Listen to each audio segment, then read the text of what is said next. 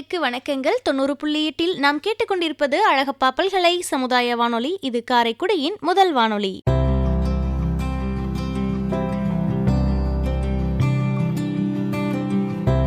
நான் முன்பு என் இருக்கையை விட்டுக் கொடுப்பேன். ஆனால் அந்த நாளில் நான் குறிப்பாக சோர்வாக இருந்தேன்.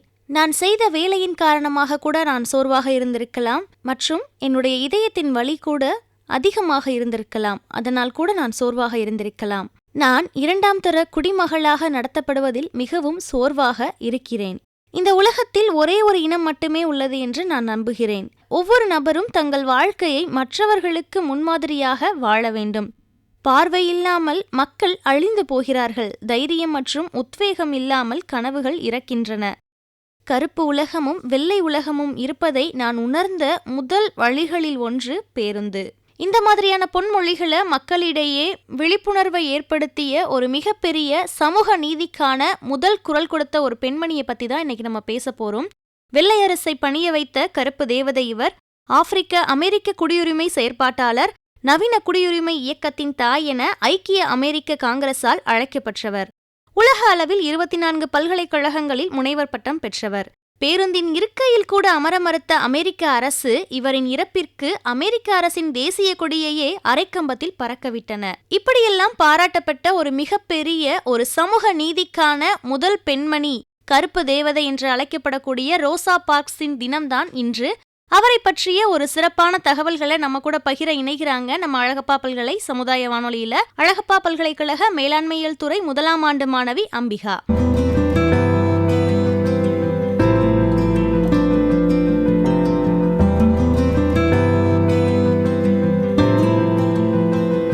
அனைவருக்கும் வணக்கம். நான் அம்பிகா. அழகப்பா பல்கலைக்கழகத்தில் MBA எய்ம்ஸ் டிபார்ட்மெண்ட்டில் 1ஆம் ஆண்டு படித்து வருகிறேன்.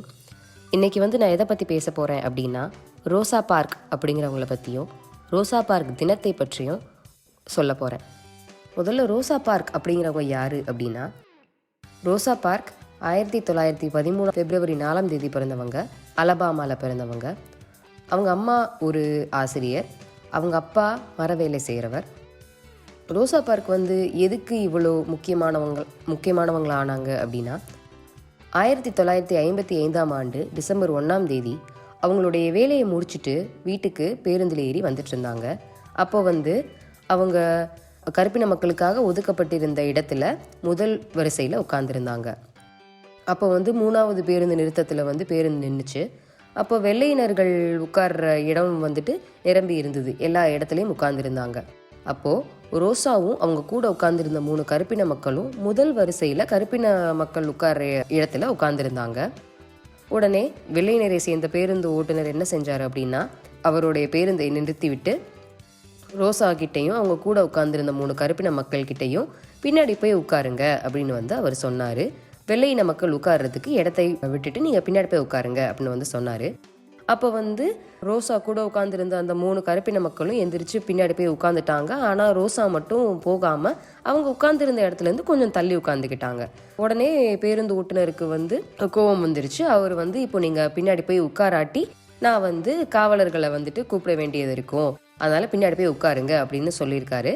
அப்போ ரோசா அவர் சொல்கிறத கேட்காம நீங்கள் என்ன வேணாலும் பண்ணுங்க, நான் இங்கே தான் உட்காந்துருப்பேன் அப்படிங்கிற மாதிரி சொன்னாங்க. உடனே நம்ம பேருந்து ஓட்டுநர் என்ன பண்ணிட்டாரு அப்படின்னா, ஒரு காவலர்களை கூப்பிட்டுட்டாரு. ரோசாவையும் கைது செஞ்சு சிறையில் அடைக்கப்பட்டாங்க.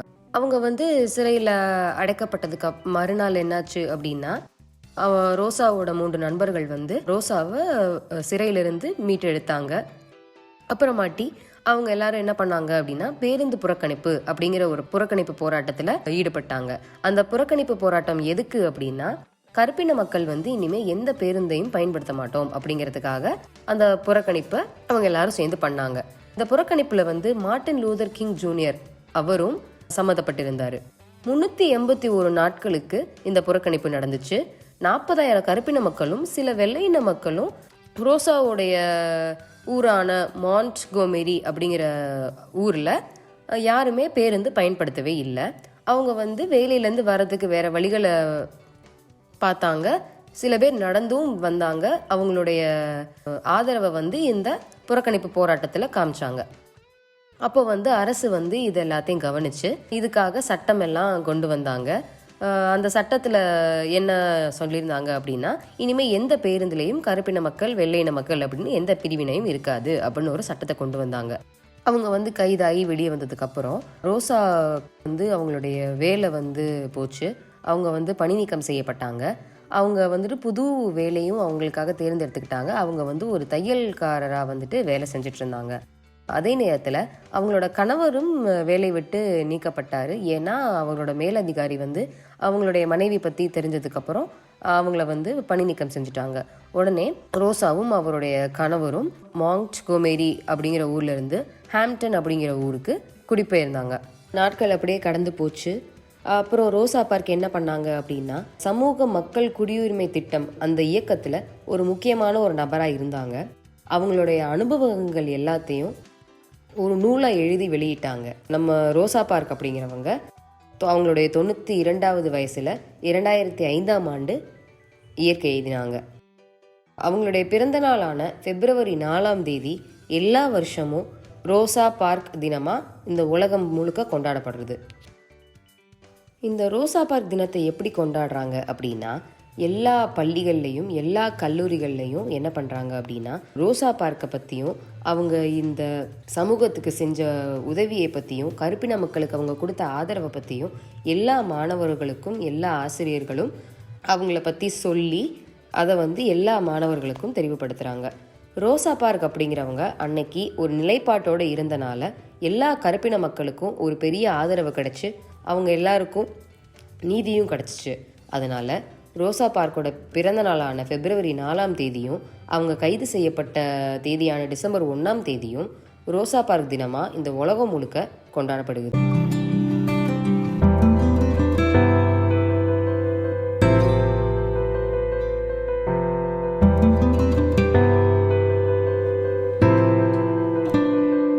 நாம் தொடர்ந்து கேட்டுக்கொண்டிருப்பது அழகப்பா பல்கலை சமுதாய வானொலி, காரைக்குடியின் முதல் வானொலி.